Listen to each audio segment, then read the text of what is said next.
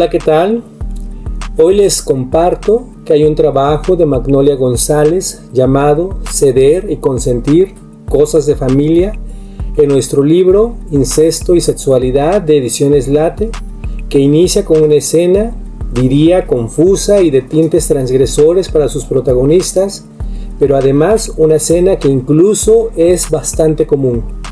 La escena dice así: el único hombre que hasta entonces había besado era Pepe, su padrastro, el marido de su madre, cuando ella tenía 12 y él 29. Esa vez que miraban una película en la televisión, acurrucados en el sofá bajo una manta, y él se había burlado de ella porque jamás había besado a nadie. Y entonces Norma, de pura broma, de puro loca, le puso las dos manos a los lados de la cara y lo besó de lleno, con un tronido húmedo que rozó los labios y el bigote que Pepe trataba de dejarse crecer con poco éxito en ese entonces. Y que él celebró con una carcajada, y siempre bajo la manta, aquella para que nadie viera lo que las manos de Pepe estaban haciendo mientras veía en la pantalla, la forma en que sus dedos se deslizaban por la piel de Norma y delineaban los contornos de su cuerpo, caricias que nadie le había hecho nunca, ni siquiera su madre. Ni siquiera en los buenos tiempos, cuando solo eran ellas dos y nadie más. Norma no tenía que competir por ella, por su atención y su cariño. Se trata de una escena tomada de la novela Temporada de Huracanes de Fernanda Melchor, escena confusa, nos dice la autora, por la mezcla de sensaciones, y diría también por la transgresión del lugar que cada uno ocupa en esa familia.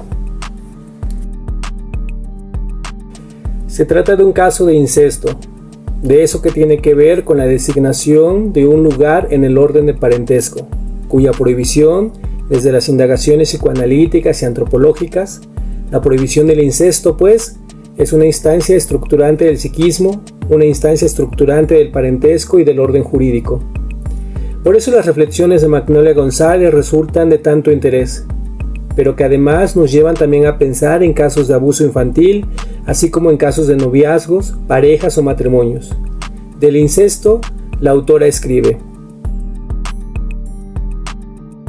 el incesto tiene entonces un rostro multifacético, a veces amable, a veces terrible, casi siempre enmascarado de amor y de ternura.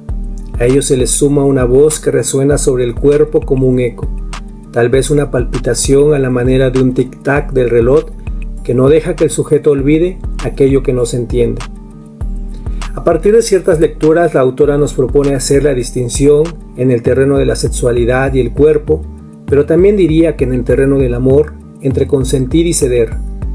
Dice que podemos consentir, que en realidad consentimos, entiendo, cuando nos ponemos a merced del otro como el acto necesario de confianza para que un encuentro amoroso tenga lugar.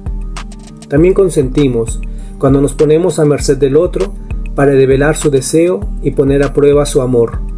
Sin embargo, entramos al terreno de tener que ceder cuando somos objeto de goce para el otro por forzamiento. Y es tan necesario distinguirlo porque en el terreno de las relaciones entre un padre y una hija, un padrastro y una hija, un familiar muy cercano y un menor de edad, en el terreno de un noviazgo, una pareja, un matrimonio, se puede deslizar el consentir al ceder sin que sea entendido y percibido como un forzamiento. Callar no es consentir, apunta Magnolia González, y lo dice también cuando apunta que ceder no es consentir. Nos recuerda que ceder en una de sus acepciones es rendirse, someterse.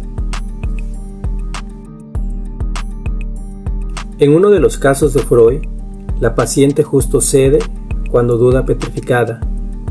¿Cómo no dudar petrificados en medio de esas relaciones cercanas e íntimas, que hasta cierto punto habían sido vínculos que proporcionaban seguridad? El deslizamiento entre consentir y ceder, para muchos, es mejor pasarlo inadvertido. Es mejor decir que la transgresión, que el incesto, que el abuso sexual en realidad fue algo deseado. Es cierto que hay un deseo de por medio, pero ¿qué autoriza a un otro a pretender saber sobre el deseo de alguien más? Lo cierto es que hay transgresión, Hay falta de reconocimiento de la diferencia radical entre el deseo de uno y el deseo del otro. Falta de reconocimiento de la diferencia generacional, de la diferencia de lugar que se ocupa en la familia, de la diferencia y asimetría que hay en todo vínculo. Ojalá puedan leer directamente a Magnolia González y en los otros aportes que hay en el libro Incesto y Sexualidad. Hasta la próxima.